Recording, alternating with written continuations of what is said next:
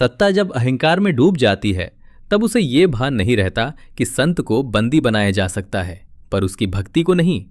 ये घटना उस युग की है जब दिल्ली की गद्दी पर अकबर का शासन था और भारत की आत्मा में राम नाम की धारा बह रही थी। उस धारा के सबसे प्रखर प्रवाह थे गोस्वामी तुलसीदास जी। तुलसीदास जी कोई दरबारी कवि नहीं थे। वे किसी राजा की प्रशंसा के लिए नहीं लिखते थे। वे तो राम के दास थे और राम ही उनके राजा थे।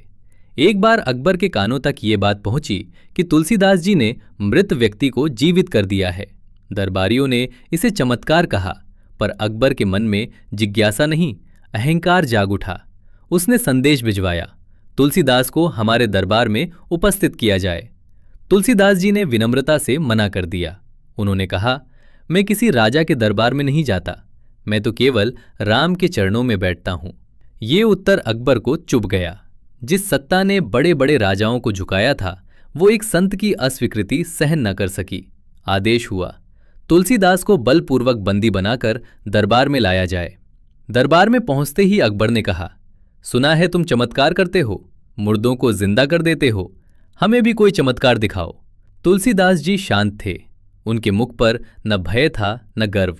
उन्होंने दृढ़ स्वर में कहा, मैं कोई चमत्कार नहीं करता, मैं तो केवल राम नाम का जप करता हूं, और यदि कोई चमत्कार है तो वो राम नाम में है, मुझ में नहीं। ये सुनकर अकबर क्रोधित हो उठा।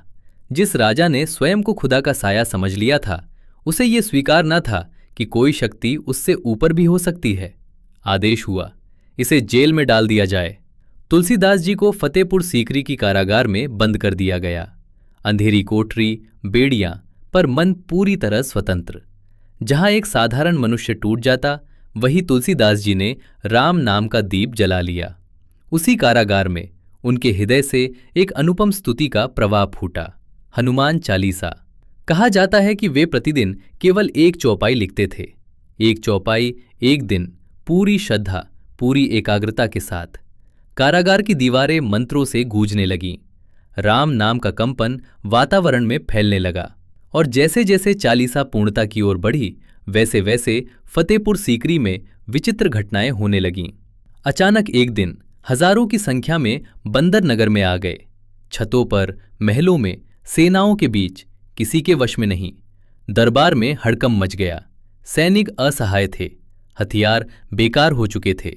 तब अकबर के एक विवेकशील सलाहकार ने कहा, जहां बंदरों का ऐसा उत्पात हो, वहां ये हनुमान जी की लीला हो सकती है। राजन, ये किसी संत का अपमान है। अकबर के अहंकार पर पहली बार भय छाया। उसे समझ आया कि जिसे उसने बंदी बनाया है वो कोई साधारण मनुष्य नहीं। तुरंत आदेश हुआ, तुलसीदास को मुक्त किया जाए। जैसे ही तुलसीदास जी को कारागार से बाहर लाया गया, उसी क्षण सारे बंदर शांत होकर नगर छोड़कर चले गए। न कोई युद्ध, न कोई रक्तपात, केवल राम नाम की विजय।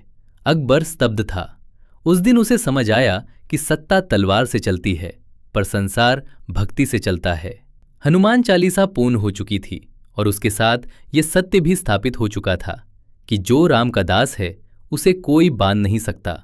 आज भी जब संकट आते हैं, जब चारों ओर अंधकार होता है, तो हनुमान चालीसा वही दीपक है जो रास्ता दिखाता है। ये केवल एक रचना नहीं, ये अनुभव है, ये रक्षा कवच है, ये राम कृपा का साक्षात स्वरूप है। जय श्री राम, जय बजरंगबली।